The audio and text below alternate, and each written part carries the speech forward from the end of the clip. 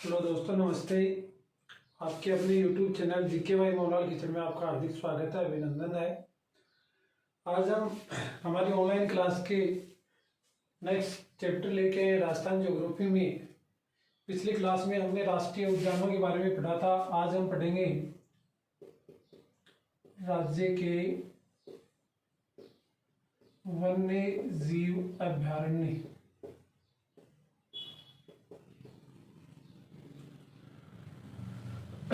तो देखो, जो पिछली क्लास थी उससे नेक्स्ट आगे की क्लास शुरू करेंगे। आज हम राज्य के वन्य जीव अभयारण्य। हमने पिछली क्लास में पढ़े थे कि राजस्थान में राष्ट्रीय उद्यान कितने हैं, वन्य जीव अभयारण्य कितने। देखो एक बार पुनः रिवाइज कर लेते हैं। राजस्थान में वन्य जीव अभयारण्य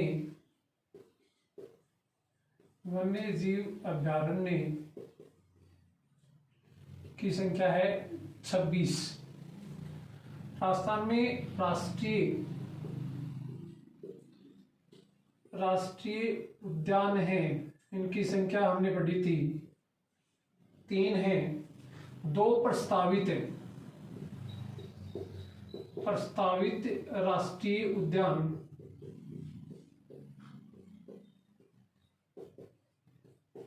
उनकी संख्या कितनी है? 2। अब देखो 3 राष्ट्रीय उद्यान कौन कौन से हैं ये हमने पढ़े थे। एक तो पढ़ा था रणथंभौर, एक पढ़ा था हमने केवलादेव घना पक्षी विहार, ये भरतपुर में है, ये सवाई माधोपुर में है। और तीसरा पढ़ा था हमने मुकुंदरा हिल्स अभयारण्य, मुकुंदरा हिल्स अभयारण्य कोटा। और प्रस्तावित राष्ट्रीय उद्यान इनकी संख्या 2 है। वो 2 कौन कौन से हैं? एक तो आता है सरिस्का अभयारण्य, और दूसरा आता है, उसका नाम आता है राष्ट्रीय मरु उद्यान। सरिस्का कहाँ है? अलवर में है। और राष्ट्रीय मरु उद्यान कहाँ है? जैसलमेर और बाड़मेर जिले में। जैसलमेर और बाड़मेर जिले में विस्तृत है राष्ट्रीय मरु उद्यान। देखो नाम इसका मरु उद्यान है, परंतु राष्ट्रीय उद्यान का दर्जा इसे अभी तक नहीं दिया गया है। राष्ट्रीय उद्यान हो गए।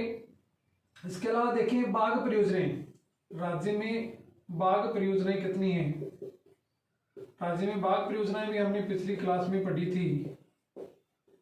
बाघ परियोजना है वो है टोटल 3 बाघ परियोजनाएं, तीनों के बारे में हमने पढ़ा था। 3 कौन कौन सी हैं?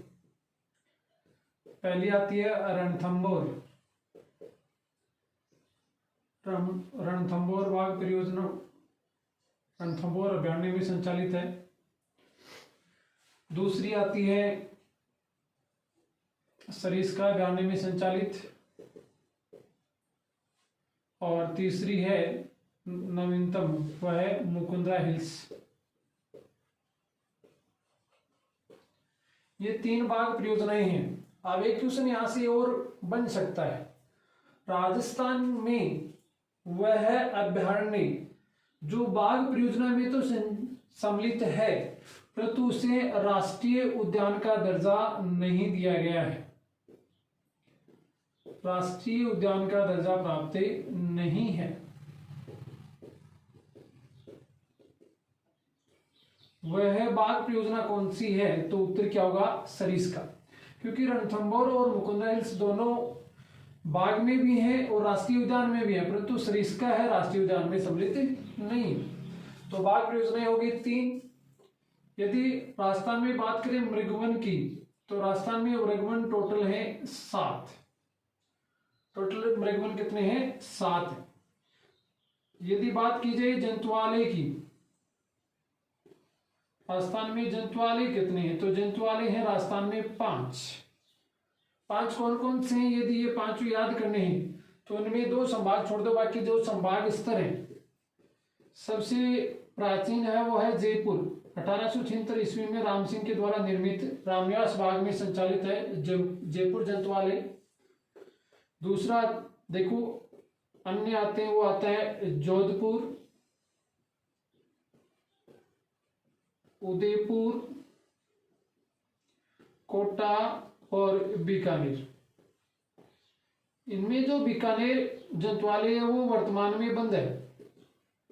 ये सार्वजनिक क्षेत्र का था, ये वर्तमान में बंद है। तो 4 संचालित हैं और एक प्रस्तावित है। वो कहाँ है जंतुवालय प्रस्तावित है? वो अजमेर में। प्रस्तावित जंतुवालय वो कहाँ है? अजमेर में है। नीचे वाला यदि कट रहा है तो ऊपर देख लेना। जयपुर, जोधपुर, उदयपुर, कोटा और बीकानेर। बीकानेर वाला वर्तमान में बंद है। तो ये 5 जंतुवालय राजस्थान में स्थित हैं। इनके बाद देखें हम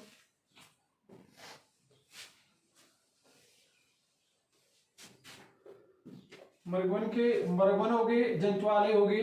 रामसर पॉइंट, राजस्थान में रामसर पॉइंट या रामसर साइट है, वो कितनी है? वो है 2। एक तो है केवलादेव घना पक्षी विहार,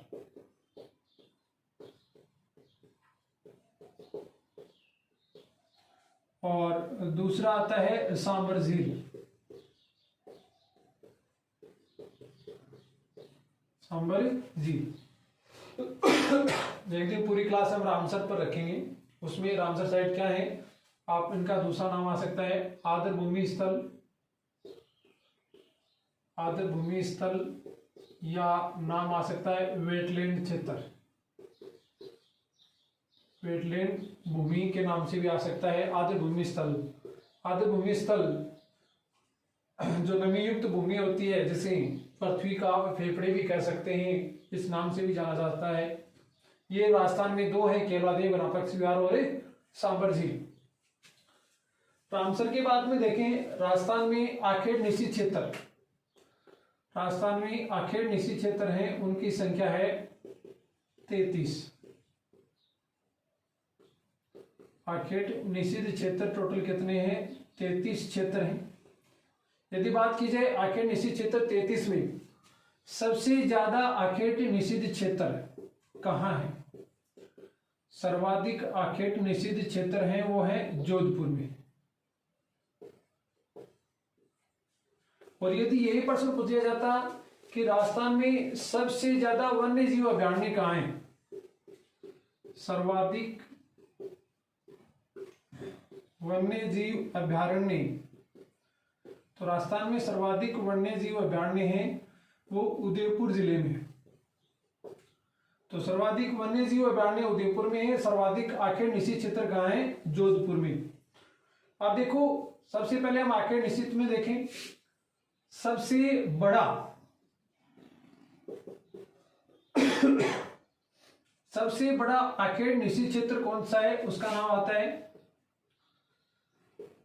संवत्सर कोटसर बीकानेर। और यदि बात करें सबसे छोटा है वो है सेथल सागर दौसा। 33 आखेड़ निषिद्ध में सबसे ज्यादा आखेड़ निषिद्ध क्षेत्र जोधपुर में है। सबसे बड़ा संवत्सर कोटसर बीकानेर में है और सबसे छोटा सेथल सागर दौसा में आखेड़ निषिद्ध क्षेत्र है।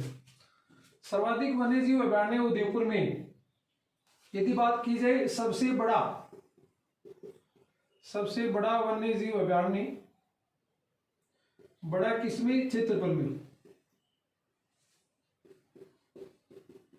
सबसे बड़ा वन्यजीव अभयारण्य वह है राष्ट्रीय मरु उद्यान। राष्ट्रीय मरु उद्यान ये जैसलमेर और बाड़मेर जिले में विस्तृत है। जैसलमेर और बाड़मेर जिले में विस्तृत है। यदि बात की जाए इसके क्षेत्रफल की, तो इसका जो क्षेत्रफल है वो है 3162 वर्ग किलोमीटर। सबसे बड़ा राजस्थान का वन्यजीव अभयारण्य राष्ट्रीय मरु उद्यान है जैसलमेर और बाड़मेर। सबसे ज्यादा विस्तार कहाँ है? जैसलमेर जिले में। दूसरा जिला कौन सा है? बाड़मेर, जहां इसका विस्तार है। ये राजस्थान का नहीं, देश का ऐसा एकमात्र राष्ट्रीय अभयारण्य है जहां वनस्पति विहीन क्षेत्र होते हुए भी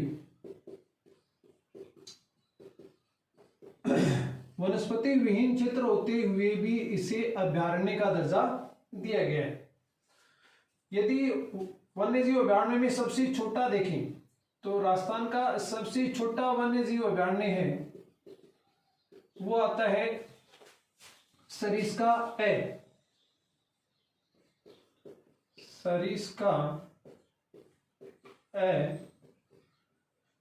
ये कहाँ है? अलवर में है। इसका क्षेत्रफल कितना है? 3.012 वर्ग किलोमीटर। तो क्षेत्रफल में सबसे छोटा सरिस्का है। इसके बाद आता है ताल छापर, दूसरा छोटा, और तीसरा आता है गजनेर, बीकानेर। तो ये तीन छोटे हैं, सबसे बड़ा है वो है राष्ट्रीय मरु उद्यान।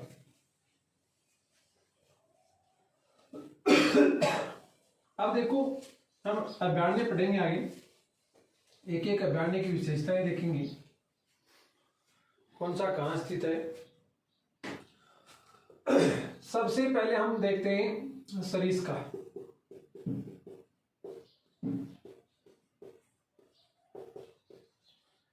देखो, सरिस्का अभयारण्य है, कहाँ स्थित है? अलवर में स्थित है। प्रसिद्ध क्यों है? एक तो बाघ परियोजना में सम्मिलित है,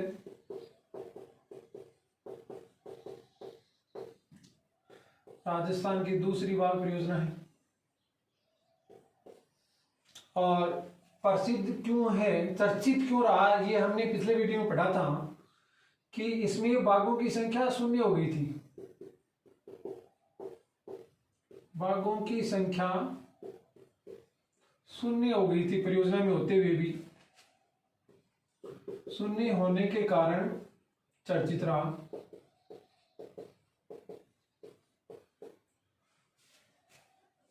अगला क्यों प्रसिद्ध है? ये हरे कबूतरों के लिए प्रसिद्ध है। हरे कबूतरों के लिए प्रसिद्ध है।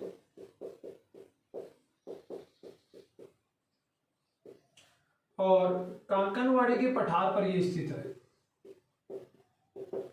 कांकनवाड़ी के पठार पर अवस्थित है सरिस्का अभयारण्य। नेक्स्ट देखें, इस अभयारण्य में भरथरी का मंदिर,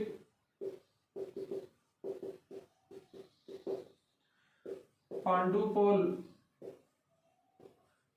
हनुमान मंदिर, लेटे हुए हनुमान जी की मूर्ति जहां लगी हुई, पांडुपोल हनुमान मंदिर, और नारायणी माता का मंदिर, जिसको लेकर नाई व मीणा समाज के मध्य विवाद था। नारायणी माता का मंदिर वो भी इसी अभयारण्य में स्थित है। सरिस्का अभयारण्य के संबंध में आता है, तो ये नोट करना चाहिए तो नोट कर सकते हैं, लिखना चाहिए तो लिख सकते हैं। ये सरिस्का के बारे में हमें जानकारी प्राप्त होती है। नेक्स्ट देखो, अगला जो आता है वो आता है राष्ट्रीय मरु उद्यान जैसलमेर बाड़मेर।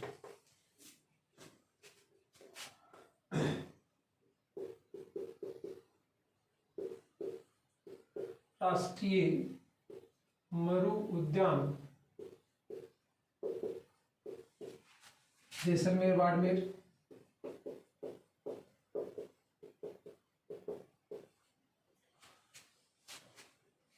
इसकी विशेषता देखें, पहली विशेषता तो आती है राजस्थान का या राज्य का सबसे बड़ा अभयारण्य। अगली विशेषता आती है यहां वानस्पतिक प्राचीन जीवाश्म पार्क या प्राचीन जीवाश्म पार्क के अवशेष यहां से प्राप्त हुए हैं। तो प्राचीन जीवाश्म पार्क किस अभयारण्य में स्थित है?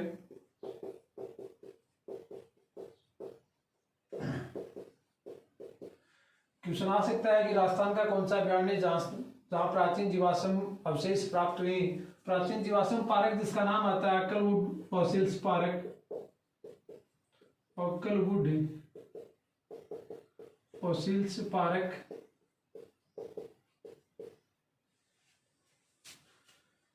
एक हमारा राज्य पक्षी कौन सा है? राज्य पक्षी है गोडाउन।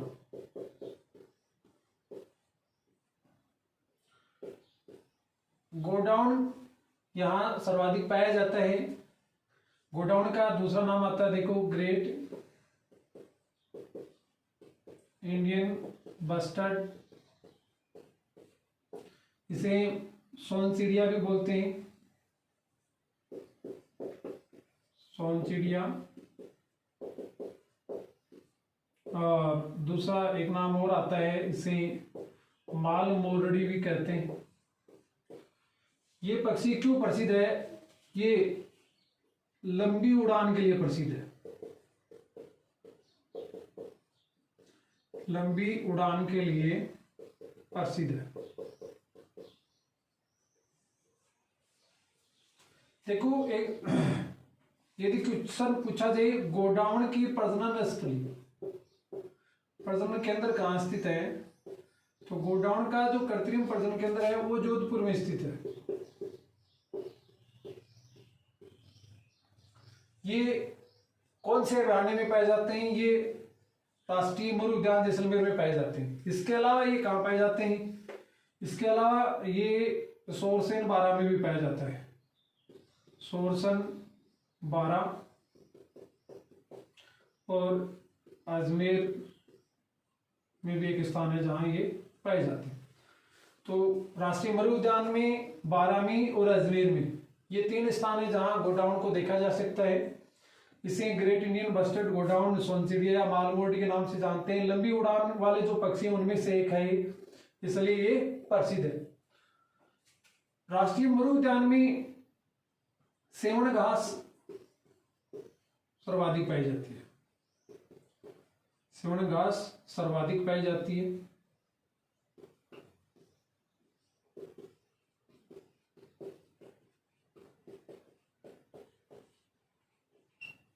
तो ये विशेषताएं हमें राष्ट्रीय मरु उद्यान की प्राप्त होती हैं। इसके अलावा यदि हम देखें इस मरु उद्यान में गोडाउन के अलावा कौन कौन से पक्षी यहाँ पाए जा सकते हैं, कौन कौन से जीव जंतु पाए जाते हैं, तो यहाँ गोडाउन के अलावा चिंकारा भी देख सकते हैं, काला हिरण भी देख सकते हैं, चिंकारा देख सकते हैं, काला हिरण भी देख सकते हैं, और रेगिस्तानी लोमड़ी, और रेगिस्तानी लोमड़ी वो भी इस अभयारण्य में पाई जाती है। ये विशेषताएं हमें इससे प्राप्त होते हैं, तो इनके बारे में आप पढ़ लेंगे। आप देखो अगला जो अभयारण्य आता है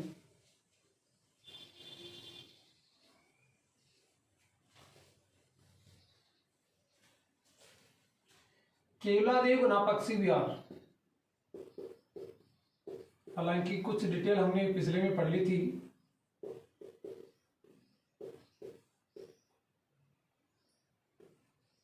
केवलादेव वनापक्षी अभयारण्य ही भरतपुर क्यों प्रसिद्ध है? केवलादेव वनापक्षी विहार है वो क्यों प्रसिद्ध है? देखो सबसे पहली विशेषता, इसे सबसे पहले राष्ट्रीय उद्यान का दर्जा पक्षियों की सुरग स्थली के लिए जाना जाता है। पक्षियों की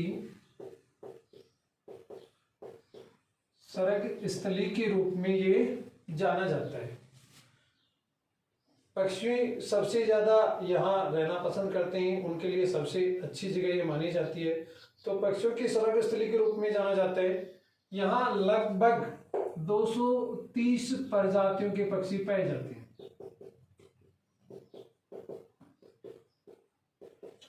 लगभग 230 प्रजातियों के पक्षी या वन्य जीव जंतु यहाँ पाए जाते हैं केवल देवघना पक्षी विहार में। सबसे महत्वपूर्ण इसका जो पॉइंट है वो है साइबेरियन सारस। साइबेरियन सारस या क्रेन नाम भी आ सकता है, साइबेरियन क्रेन, जो यहाँ कब आता है? वो आता है शीतकाल में, लगभग नवंबर माह में आता है। शीतकाल में प्रवास हेतु आता है और ग्रीष्म काल में प्रजनन करने के बाद वापस चले जाते हैं।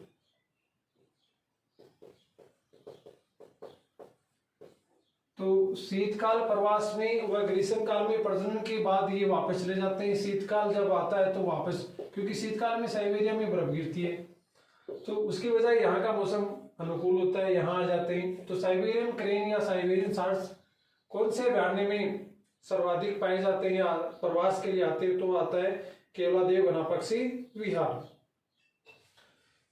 एक यहाँ देखो पाइथन पॉइंट है, उस पर अजगर देखे जा सकते हैं। पाइथन पॉइंट है, उस पर अजगर देखे जा सकते हैं। कहाँ? केवला देवघना पक्षी विहार में। इसको जल आपूर्ति कहाँ से होती है? इसको जल आपूर्ति होती है ऐजान बांध से। यदि क्वेश्चन पूछा जाए केवला देवघना पक्षी अभयारण्य, उसको जल आपूर्ति किससे होती है? तो उत्तर होगा ऐजान बांध से यहाँ होता है। यह है अभयारण्य एशिया की सबसे बड़ी प्रजनन स्थली है। एशिया की, भारत की नहीं, एशिया महाद्वीप की सबसे बड़ी प्रजनन स्थली। शायद पिछले वीडियो में पढ़ा भी था। इस अभयारण्य में घास पाई जाती है जिसका नाम आता है एंचा घास। ये पक्षियों के लिए जानलेवा होती है।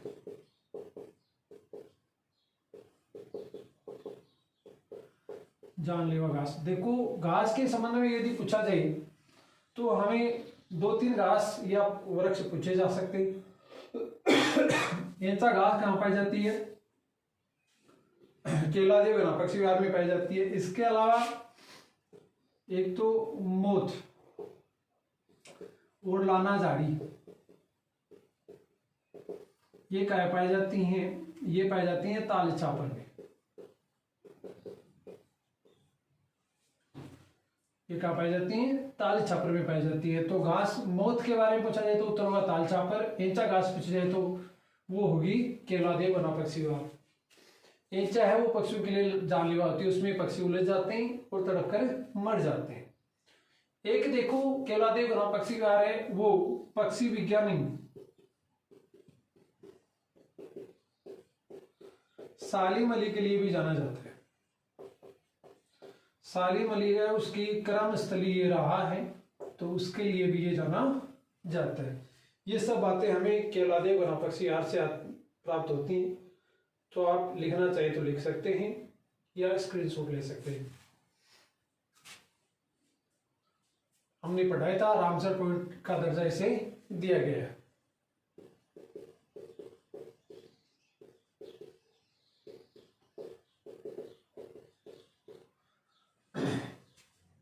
तो ये हो गया केवला।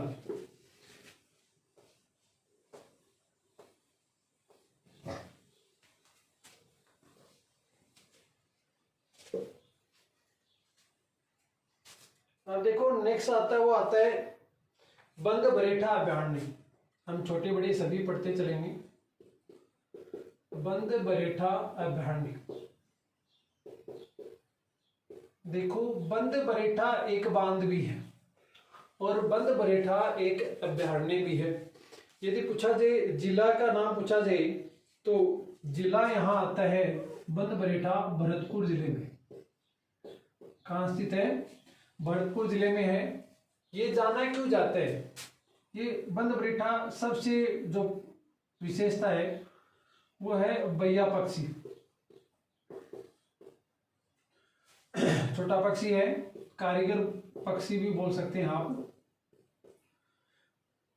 बैया पक्षी है वो सर्वाधिक इस अभयारण्य में पाई जाती है।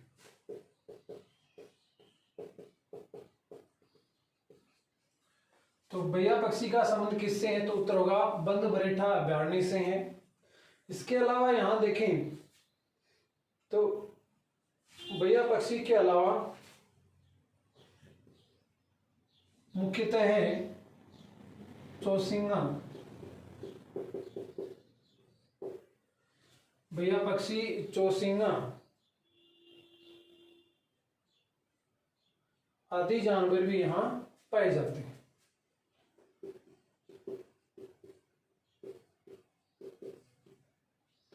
जल आपूर्ति हमने पढ़ लिया था, बंद बरेठा बांध से है।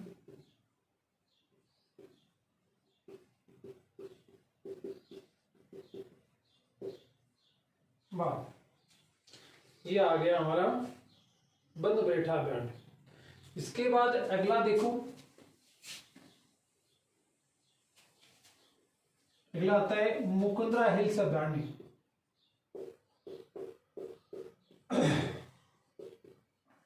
मुकुंदरा हिल्स अभयारण्य कोटा।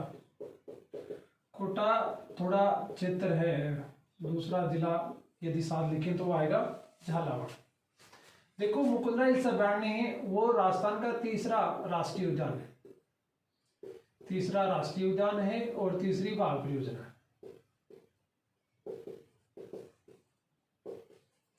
और बाघ परियोजना, इसका प्राचीन नाम था दरा अभयारण्य और 2003 में इसका नाम कर दिया गया था राजीव गांधी। राजीव गांधी अभयारण्य कब किया था? 2003 में। और जब 2 जनवरी 2012 में इसे राष्ट्रीय उद्यान का दर्जा दिया गया था तब इसका नाम रख दिया गया मुकुंदरा हिल्स अभयारण्य। यहाँ जो पहाड़ियां हैं उनको भी मुकुंदरा हिल्स पहाड़ियों के नाम से जाना जाता है। ये क्यों जाना जाता है? देखो क्यों प्रसिद्ध है। मुकुंदरा हिल्स अभयारण्य है, एक तो गागरोनी तोते के लिए जाना जाता है। गागरोनी तोते यहाँ पाए जाते हैं, जो मानव की तरह बोलते हैं, ऐसा माना जाता है। गागरोनी तोते मुकुंदरा हिल्स अभयारण्य में पाए जाते हैं। तीसरी बाघ परियोजना के लिए जाना जाता है। और वन्य जीव जंतुओं को देखने के लिए यहाँ क्या स्थित है? यहाँ स्थित स्तंभनुमा आकृति को क्या कहा जाता है? ओदिया कहा जाता है, जो हमने पढ़ा था। यहाँ कुछ महल जैसे अबलीमेणी का महल,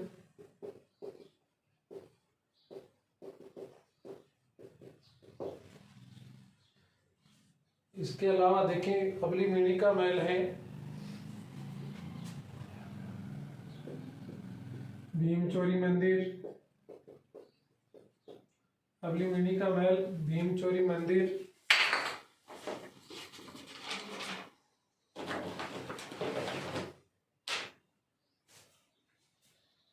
तो ये इस अभयारण्य में स्थित है। तो मुकुंदरा हिल्स अभयारण्य के बारे में ये पढ़ लेंगे। तीसरा राष्ट्रीय उद्यान व बाघ परियोजना दरा अभयारण्य, मूल नाम था राजीव गांधी। 2003 में 2012 में इसका नाम कर दिया गया मुकुंदरा हिल्स अभयारण्य। गागरोनी तोते यहाँ पाए जाते हैं, बाघ परियोजना में सम्मिलित है और जीवों को देखने के लिए ओदिया यहाँ स्थित है। ये सब विशेषताएं हमें कोटा से प्राप्त, कोटा झालावाड़ में स्थित मुकुंदरा हिल्स अभयारण्य से प्राप्त होती है। अगला एक अभयारण्य जो महत्वपूर्ण है उसका नाम आता है चंबल राष्ट्रीय उद्यान या अभयारण्य, वन्य जीव अभयारण्य।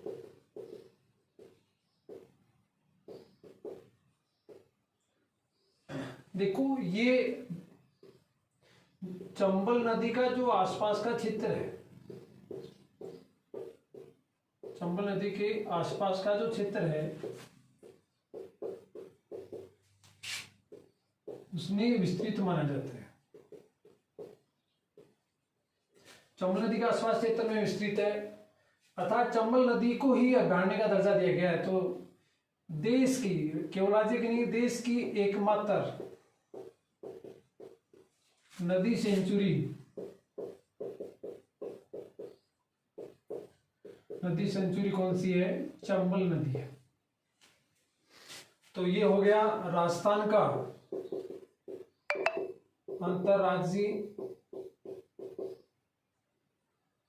अंतरराज्यीय अभयारण्य। अंतरराज्यीय अभयारण्य मतलब इसका विस्तार राजस्थान, यूपी और एमपी, 3 राज्यों में इसका विस्तार पाया जाता है। प्रसिद्ध क्यों है? जलीय जीवों के लिए प्रसिद्ध है।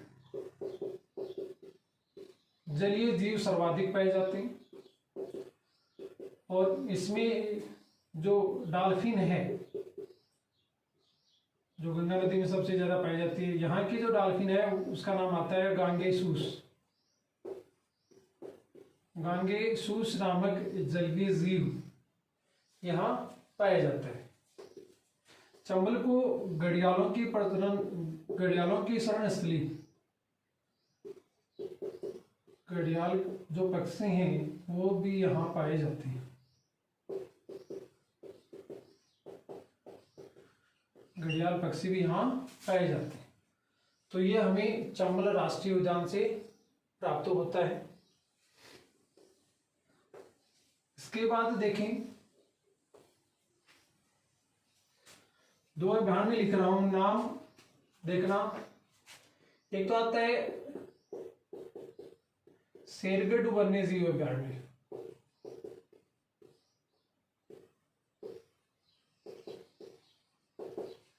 और एक आता है रामगढ़ विषधारी।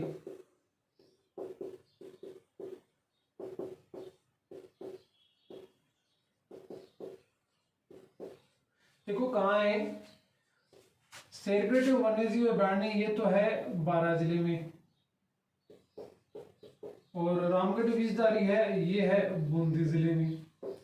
दोनों में नाम के विपरीत काम है। शेरगढ़ में शेर नहीं है और विषधारी में विष मतलब सर्प नहीं है। शेरगढ़ वाले में सर्प है और विषधारी में शेर है। शेर मतलब बाघ है। तो शेरगढ़ वन्यजीव अभयारण्य 12 जिले में स्थित है। इसमें सर्पों की शरण स्थली मान सकते हैं, सर्पों की शरण स्थली के रूप में ये जाना जाता है। और सर्प उद्यान यदि पूछा जाए, सर्प उद्यान कहाँ स्थित है, तो सर्प उद्यान स्थित है कोटा में। यहाँ भी स्थित है और एक सर्प उद्यान कोटा में भी स्थित है, इस अभयारण्य में भी है। रामगढ़ विषधारी है, ये बिना बाघ परियोजना के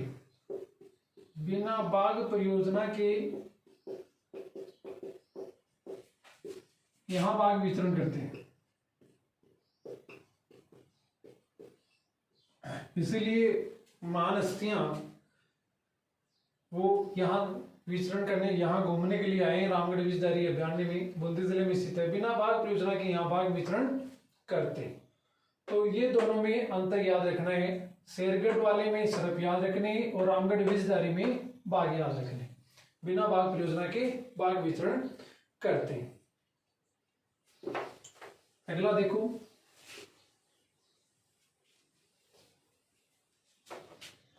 अगला आता है गजनेर अभयारण्य। गजनेर अभयारण्य कहाँ स्थित है? बीकानेर में स्थित है। क्यों प्रसिद्ध है? गजनेर झील भी है, सुना होगा। वो बीकानेर में गजनेर अभयारण्य बीकानेर में स्थित है। ये बटबड़ पक्षी या जिसे कहते हैं रेत का तीतर यहाँ पाया जाता है। तो गजनेर अभयारण्य तीसरा छोटा अभयारण्य है। बटबड़ पक्षी व रेत के तीतर के लिए जाना जाता है। इसके बाद आता है ताल छापर अभयारण्य। ताल छापर अभयारण्य कहाँ स्थित है? चूरू जिले में स्थित है। और ताल छापर अभयारण्य है वो क्यों प्रसिद्ध है? देखो, ये कृष्ण मृग, काले हिरण, कृष्ण मृग के लिए और दूसरा कुर्जा पक्षी। हालांकि कुर्जा पक्षी का जो स्थायी निवास स्थान माना जाता है वो माना जाता है जहां प्रवास के लिए खिंचन फलोदी जोधपुर में स्थित है, वहां सर्वाधिक संख्या में पाए जाते हैं। परंतु यह अभ्यारण्य में कृष्ण मृग व कुर्जा पक्षी यहाँ पाए जाते हैं। मोत घास और लाना झाड़ी के बारे में हमने पढ़ाया था, वो भी तालछापर अभ्यारण्य में स्थित है। यहाँ तालछापर अभ्यारण्य में तालछापर झील भी स्थित है, चूरू जिले में ये स्थित है।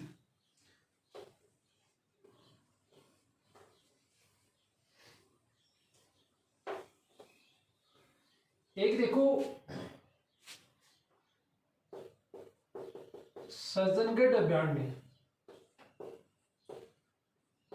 हालांकि कुछ अभ्यारण्य जिलों के नाम याद रखने हैं। सज्जनगढ़ अभ्यारण्य कहाँ स्थित है? उदयपुर में स्थित है। प्रसिद्ध क्यों है? जैविक उद्यान के कारण। जैविक उद्यान कितने राजस्थान में? 2 हैं, एक तो सज्जनगढ़ अभ्यारण्य और एक नाहरगढ़ अभ्यारण्य। नाहरगढ़ अभ्यारण्य कहाँ स्थित है? नाहरगढ़ अभ्यारण्य स्थित है जयपुर जिले में। राजस्थान का प्रथम जैविक उद्यान।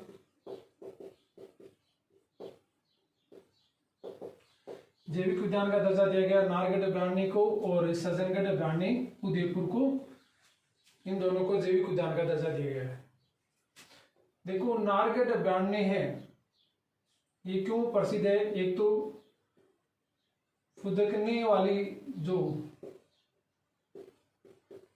वाली जो चिड़िया है उसके लिए जाना जाता है, चिंकारा के लिए भी ये जाना जाता है। तो फुदकने वाली चिड़िया व चिंकारा के लिए इसमें नाहरगढ़ अभ्यारण्य में नाहरगढ़ दुर्ग स्थित है। नाहरगढ़ दुर्ग भी इस अभ्यारण्य में स्थित है, जयपुर जिले में ये स्थित है।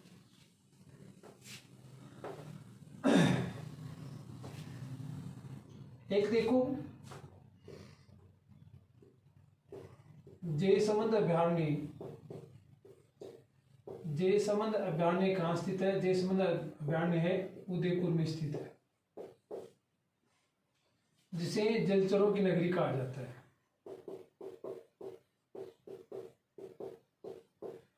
जलचरों की नगरी के नाम से जाना जाता है। जयसमंद अभ्यारण्य उदयपुर में स्थित है। सीता माता अभ्यारण्य प्रतापगढ़ जिले में स्थित है। इसका महत्वपूर्ण विशेषताएं देखो क्या क्या है। एक तो यहाँ से जाखम नदी का उद्गम होता है, जाखम नदी यहाँ से प्रवाहित होती है। दूसरा देखो यहाँ लव व कुश नामक जल स्रोत स्थित हैं, जो ठंडा व गर्म पानी के जल स्रोत हैं। लव कुश, लव ठंडा और कुश गर्म जल स्रोत स्थित है। सीता माता अभ्यारण्य है वो उड़न गिलहरी के लिए जाना जाता है। उड़न गिलहरी के लिए जाना जाता है। और सागवान के वृक्ष यहाँ पाए जाते हैं। सागवान के वृक्ष यहाँ पाए जाते हैं। तो ये हमें इससे प्राप्त होता है, सीता माता अभ्यारण्य से।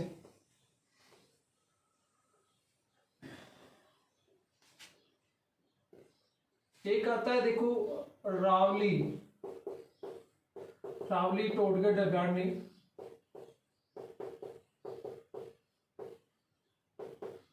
पाली अजमेर राजसमंद के बॉर्डर पर स्थित है। अजमेर पाली राजसमंद, इन जिलों में थोड़ा थोड़ा इसका विस्तार है। अजमेर जिला मुख्यतः मान लीजिए। इस अभ्यारण्य में कर्नल टोड द्वारा निर्मित दुर्ग स्थित है। निर्मित दुर्ग टोडगढ़ दुर्ग स्थित है। और जो राजनीतिक बंदी होते थे उनको यहाँ बंदी बनाया जाता था। जिनमें मुख्यतः नाम आता है भूप सिंह अर्थात विजय सिंह पथिक। विजय सिंह पथिक का संबंध यहाँ से रहा है, तो इनका संबंध इस अभ्यारण्य से रहा है। अगला जो अभ्यारण्य आता है उसका नाम आता है माउंट आबू अभ्यारण्य।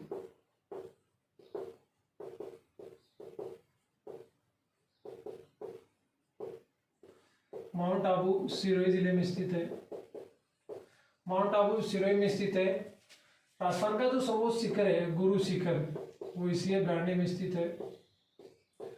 प्रसिद्ध क्यों है? ये जंगली मुर्गे व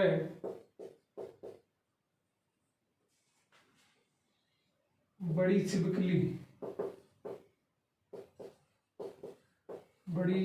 छिपकली जिसका नाम साफ नाम आता है या बड़ी छिपकली के नाम से जान सकते हैं, जंगली मुर्गे, जंगली सूअर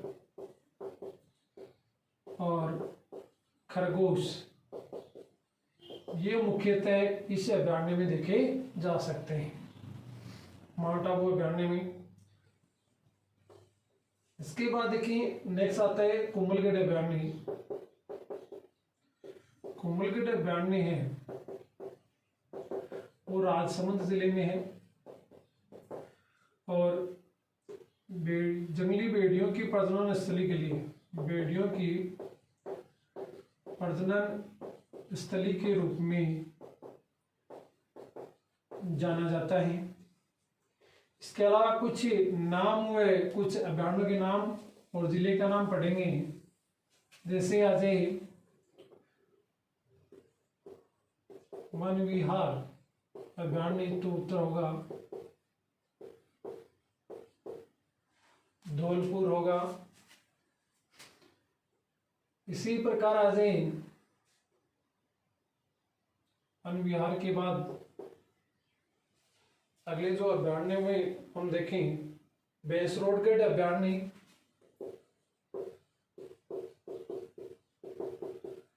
भैंसरोडगढ़ अभ्यारण्य कहाँ स्थित है? भैंसरोडगढ़ अभ्यारण्य चित्तौड़ में स्थित है और भैंसरोड दुर्ग यहाँ स्थित है, जिसे राजस्थान का वेलोर कहते हैं। भैंसरोडगढ़ दुर्ग के बारे में यदि हम विशेषता देखें तो घड़ियालों के लिए प्रसिद्ध है। घड़ियालों की प्रजनन के लिए जाना जाता है, प्रजनन घड़ियाल यहाँ करते हैं, तो घड़ियालों के प्रजनन के रूप में प्रसिद्ध है भैंसरोडगढ़ दुर्ग। इसी प्रकार आता है फुलवारी की नाल। फुलवारी की नाल, फुलवारी की नाल कहाँ स्थित है? उदयपुर जिले में, जहाँ से सोम नदी का उद्गम होता है। बिछामेड़ा की पहाड़ी नाम पर सुना होगा। सोम नदी का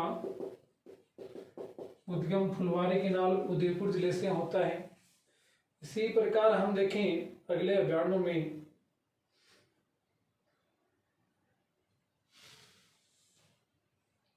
तो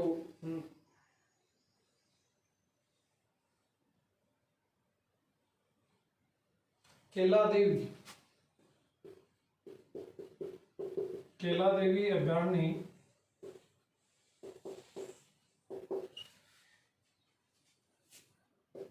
देखो, इसका विस्तार करौली सवाईमाधोपुर जिलों में है। दोनों जिलों में इसका थोड़ा विस्तार है, करौली और सवाईमाधोपुर जिले में इसका विस्तार है। नाम सुना होगा केला देवी का मंदिर कहाँ स्थित है? तो पहला नाम क्या आता है? करौली आता है। यदि एक एक नाम दिए तो करौली आएगा, अलग अलग आते हैं तो हम क्या नाम आएगा? केला देवी करौली जिले में स्थित है। इस अभ्यारण्य की विशेषता देखें, इसकी जो सीमा है वो रणथंभौर दुर्ग के, रणथंभौर अभ्यारण्य के साथ लगती है, का समीपवर्ती है। रणथंभौर का समीपवर्ती क्षेत्र है केला देवी। यहाँ चिंकारा,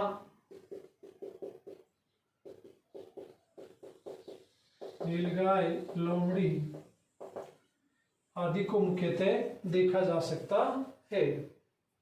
तो ये इसकी मुख्य विशेषताएं हमें प्राप्त होती हैं। धन्यवाद। शेष हम नेक्स्ट क्लास में पढ़ेंगे।